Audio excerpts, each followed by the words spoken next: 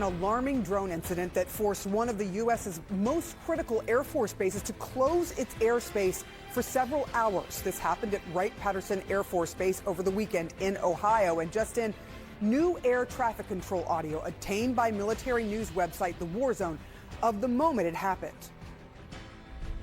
Med Flight 8 Patterson Tower, use extreme caution for heavy UAS movement on the base. Security forces is handling the situation, and I gotta keep the lights down so that security forces can see.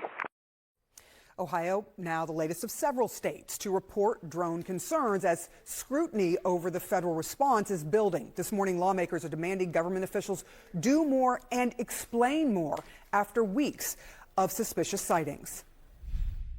I've had briefings, as I've said, that makes me feel confident based on those briefings that there's not an imminent threat to public safety, but it doesn't answer the question, where are all these drones coming from that people are seeing, and why aren't we doing a better job of tracking them and understanding that? It can't be the Wild West of drones out there in Jersey or anywhere else. We got to get to the bottom of this, and people deserve answers. And ahead, we'll speak to more lawmakers who are concerned. CNN's Sunlen Sarfati is in Washington. Sunlen, what more is the administration planning to do? There are a lot of concerns that have turned to frustration and anger, frankly. That's absolutely right, Sarah. Concern is growing and pressure certainly is increasing on the administration to be more transparent and clear in how they're handling this and distribute the information that they know. This incident at the Air Force Base over the weekend at Wright-Patterson, right outside Dayton, Ohio, really increasing the alarm. The fact that that airspace was closed for 4 hours. This is, as you noted, a very critical airspace. Air Force Center hosts the Air Force Research Lab, the National Air and Space Intelligence Center. So certainly concerning that a drone would be flying in that airspace overhead. And it comes as these drone sightings are only increasing, now extending beyond New York and New Jersey, but other places, especially in the Northeast. So that only increasing the alarm here.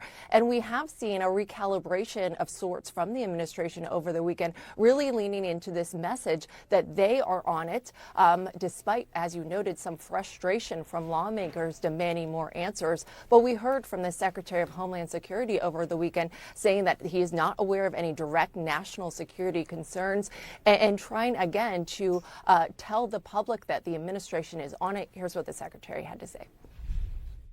There's no question that people are seeing drones, and I want to assure the American public that we in the federal government have deployed additional resources, personnel, technology to assist the New Jersey State Police in addressing the drone sightings.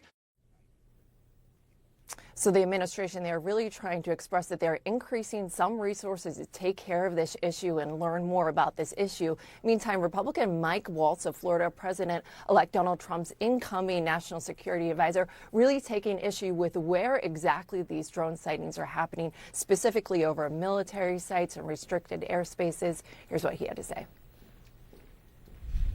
I think what the drone issue points out are kind of gaps in our agencies, gaps in our authorities, between the Department of Homeland Security, local law enforcement, the Defense Department. It's pointing to gaps in our capabilities and in our ability to clamp down on what's going on here.